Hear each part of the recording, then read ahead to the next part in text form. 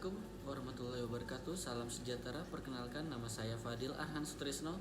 Tujuan saya untuk membuat video ini adalah untuk salah satunya memenuhi tugas ujian tengah semester pengantar komunikasi digital. Dosennya adalah Profesor Dr. Muhammad Khairil, Magister Sains. Langsung saja saya langsung menjelaskan beberapa pengertian komunikasi dan beberapa contohnya. Komunikasi ialah proses penyampaian dan penerimaan pesan melalui informasi antara dua pihak ataupun lebih. Komunikasi dapat dilakukan melalui berbagai saluran termasuk lisan, tulisan, dan nonverbal.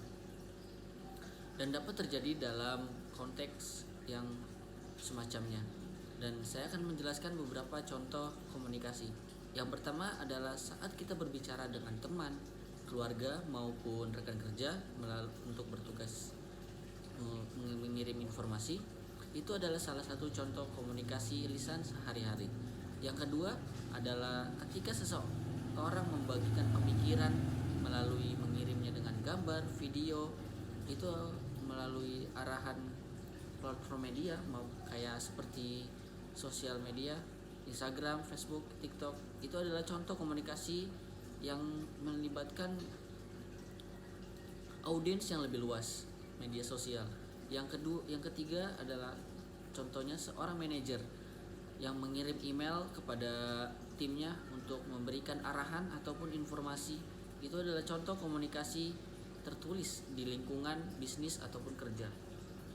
Yang terakhir adalah contoh surat resmi yang dikirimkan oleh instansi pemerintah ataupun perusahaan ataupun lembaga lain, yang seperti surat pernyataan resmi. Itu adalah contoh komunikasi tertulis formal. Komunikasi melibatkan banyaknya unsur seperti bahasa, konteks, nonverbal, dan lainnya. Efektivitas tergantung komunikasi tergantung pada sejauh mana pesan dapat dipahami dengan benar oleh pihak yang menerima. Untuk yang kedua, langsung aja kita jelaskan dan pengertian dalam pesan verbal dan nonverbal. Langsung saya menjelaskan pengertian nonverbal. Pesan verbal mengacu pada bentuk komunikasi yang tidak melibatkan kata-kata. Hal ini mengandung ekspresi wajah, gerakan tubuh, postur badan, ataupun kontak mata, ataupun elemen yang lainnya yang tidak menyampaikan tanpa kata-kata. Pesan nonverbal dapat memberikan informasi tambahan dan memperkuat pesan verbal. Langsung saja ke bagian yang B, fungsi-fungsi nonverbal. Apa saja sih fungsi-fungsi nonverbal itu? Fungsi-fungsi nonverbal itu sangat bervariasi tergantung pada konteks dan situasi komunikasi. Berikut ini saya akan menjelaskan fungsi-fungsi nonverbal. Yang pertama adalah pesan nonverbal dapat memberikan nuansa, emosi, ataupun penekanan tambahan pada pesan verbal. Contohnya seperti ekspresi wajah ataupun intonasi suara. Yang kedua adalah menggantikan atau membantu menjelaskan kata-kata seperti gestur tangan ataupun ekspresi wajah. Yang terakhir adalah meningkatkan kredibilitas pembicaraan dan menciptakan koneksi emosional antara pembicara dan pendengar. Penting untuk diingat bahwa pesan nonverbal itu verbal itu sering bekerja dalam bersamaan untuk membentuk makna komunikasi yang lengkap. Yang terakhir, bagian C, bagaimana sih komunikasi verbal itu berpengaruh dalam pembelajaran jarak jauh ataupun PJJ, dan bagaimana pesan nonverbal itu yang baik dalam proses PJJ itu. Saya jelaskan, komunikasi nonverbal masih menjadi peran penting dalam pembelajaran jarak jauh online itu. Meskipun tidak hadir secara fisik, pesan nonverbal mungkin berbeda dengan komunikasi tatap muka. Namun, memahami dan menerapkan elemen nonverbal dapat meningkatkan kualitas pengalaman belajar online. Langsung di bagian ketiga, kita mempelajari berdasarkan apa sih komunikasi yang baik dan efektif.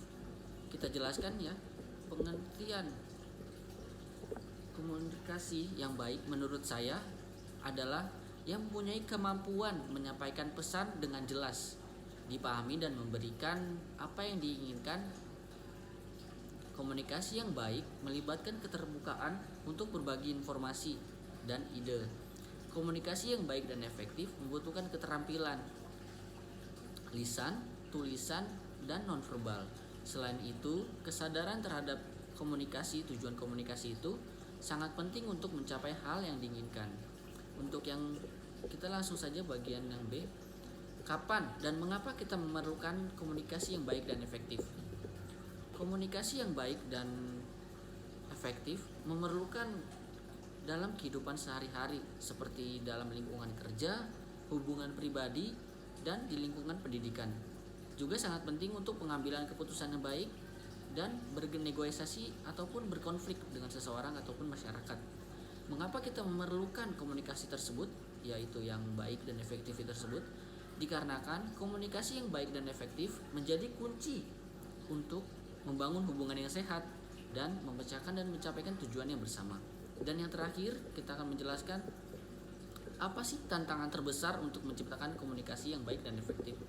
Dan kita akan menjelaskan, menurut saya, tantangan terbesar untuk menciptakan komunikasi yang baik dan efektif bisa dilihat dari perbedaan budaya dan bahasa, karena dapat menjadi hambatan yang serius. Ungkapan ataupun bahasa tubuh dapat menghambatkan pemahaman dan mengarah kepada kesalahpahaman. Tidak semua orang memiliki keterampilan komunikasi yang baik karena kurangnya keterampilan dan telat untuk memahami sesuatu itu dapat menjadi hambatan untuk menciptakan komunikasi yang efektif dan baik. Oke, baik, itu saja yang bisa saya jelaskan dalam makalah komunikasi digital hari ini, ujiannya. Terima kasih. Alhamdulillah. Terima kasih. Wassalamualaikum warahmatullahi wabarakatuh.